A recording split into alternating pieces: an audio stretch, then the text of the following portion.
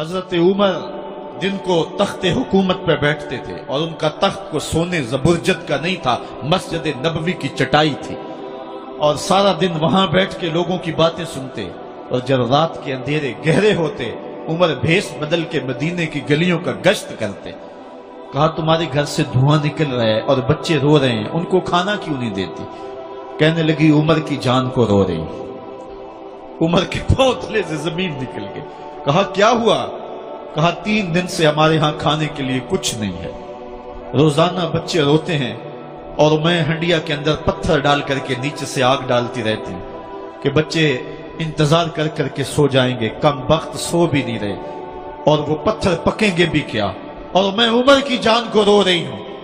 حضرت عمر کا کلیجہ دہلنے لگا، فوراً پلٹے، واپس بیت المال میں آئے، گھی کا ایک کنستر لیا، آٹے کی بوری لی، مرچ مسالہ جات بہت کچھ اٹھایا، اپنے کندھے پہ رکھا، بوری اپنی کمر پہ لا دی۔ عمر بیت المال سے نکلے تو آپ کے خادم اسلم نے دیکھ لیا، آگے بڑھا، کہا میرے آقا میں اٹھاتا ہوں۔ عمر کی آنکھوں میں آنسو ہے۔ کہا اسلم قیامت کے دن میرا بوجھ اٹھا لو گے؟ کہا قیامت کے دن تو اپنا اپنا بوجھ اٹھانا پڑے گا۔ کہا عمر کو آج اپنا ہی اٹھانے دو۔ حضرت عمر وہ گھی کا کنستر اور وہ آٹے کی بوری سر پہ اٹھائے ہیں اور اس خاتون کے گھر جاتے ہیں اور دستک دیتے ہیں۔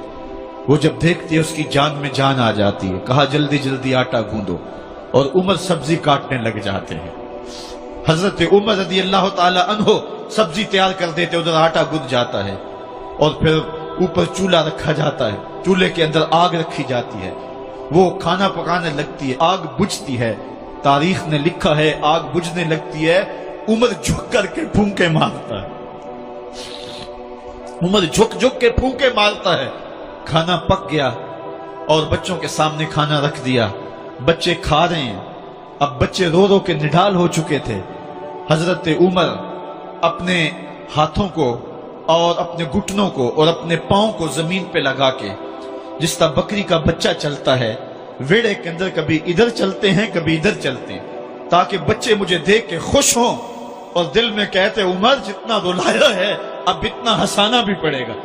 تو کبھی عمر امیر المومنین، یہ میں کسی آج کے جو ہے وہ لوگوں کے ووٹوں پہ منتخب ہونے والے حکمران کی کہانی نہیں سنا رہا، میں اس عمر کی کہانی سنا رہا ہوں جو 23 لاکھ مربع میل کا حکمران ہے، آدھی دنیا کا بادشاہ ہے۔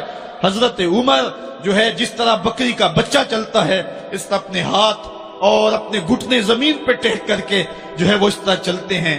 بچے عمر کو دیکھ کے مسکراتے ہیں۔ جب بچے مسکرانے لگے تو حضرت عمر نے اس خاتون سے کہا بڑھیا عمر کو معاف کر دے۔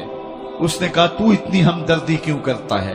کہا عمر بیچارہ بڑا پھنسا ہوا ہے، فکر ہے اس کو یرموک و فسطاط و حلوان کی، جب فتح ہے مصر تو تیاری ہے ایران کی، آتے جاتے وفد سے ملاقات بھی کرتا ہوگا اور شب کو معلوم حالات بھی کرتا ہوگا، کانٹوں میں الجھی ہوئی بیچارے کی جان ہے، نیند اس کو بھی آتی ہے، آخر وہ انسان ہے، میری بہن عمر کو معاف کر دے۔ اس نے کہا نانا عمر کی بات میرے سامنے نہ کر، قیامت کا دن ہوگا، عمر کا گریبان ہوگا اور میرا ہاتھ ہوگا۔ جب اس نے یہ بات کہی تو عمر برداشت نہ کر سکے، بچوں کی طرح بلک بلک کر رونے لگے۔ کہا وہ بد نصیب عمر تیرے سامنے ہے، آج ہی کہلا جو کہنا ہے، قیامت کے دن مجھے معاف رکھنا۔ اس نے کہا تو عمر ہے؟ کہا بد نصیب عمر تیرے سامنے کھڑا ہوں۔ میرے عمر کہتے ہیں اگر دجلہ کے کنارے ایک بکری کا بچہ بھی پیاسا مر گیا، اس کا حساب بھی عمر سے لیا جائے گا۔ حضرت عمر نکلے یروشلم میں، ایک اونٹ ہے ایک غلام ہے، کبھی وہ سوار ہوتا ہے کبھی آپ باری مقرر کی ہے۔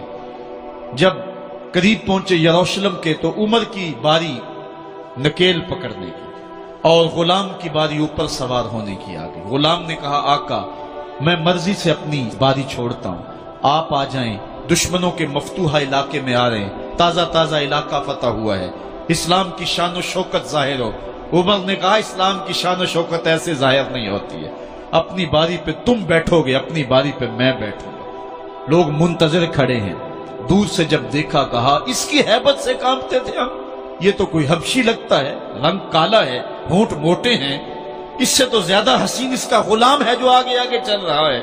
حضرت ابو عبیدہ نے کہا دھوکہ کھا رہے ہو، ہمارا آقا وہ نہیں ہے جو اونٹنی کے اوپر سوار ہے، ہمارا آقا وہ ہے جو لگام تھامے آگے آگے چل رہا ہے۔ حضرت عمر رضی اللہ تعالیٰ عنہ کو آگے بڑھ کے جابیہ کے مقام پہ حضرت ابو عبیدہ بن جراح نے استقبال کیا، تو حضرت عمر آگے بڑھے اور انہوں نے آگے بڑھ کر کے حضرت ابو عبیدہ کے دونوں کندھوں پہ ہاتھ رکھا، اور سنو حضرت عمر نے کیا کہا لا الہ الا اللہ انا کنا اذل قوم فاعزنا اللہ بالاسلام، کہا کہ لا الہ الا اللہ، اے ابو عبیدہ بن جراح، ہم ایک ذلیل قوم تھے اور اللہ نے ہمیں اسلام کی وجہ سے عزت عطا کی ہے۔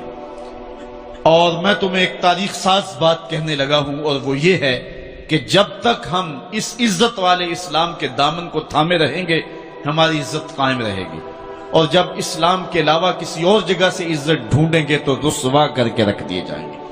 یہ ہے وہ خلاصہ جو حضرت عمر نے امتوں کے عروج و زوال کا بیان کیا ہے۔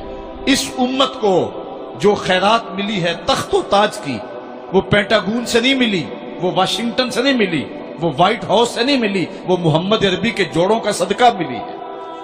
اس لیے جب ہم نے اسلام سے انحراف کیا، پاکستان حاصل کیا گیا تھا، پاکستان کا مطلب کیا؟ لا الہ الا اللہ۔ ہم نے اس نعرے کو چھوڑ دیا ہوا ہے، ہم نے انحراف کر دیا ہے۔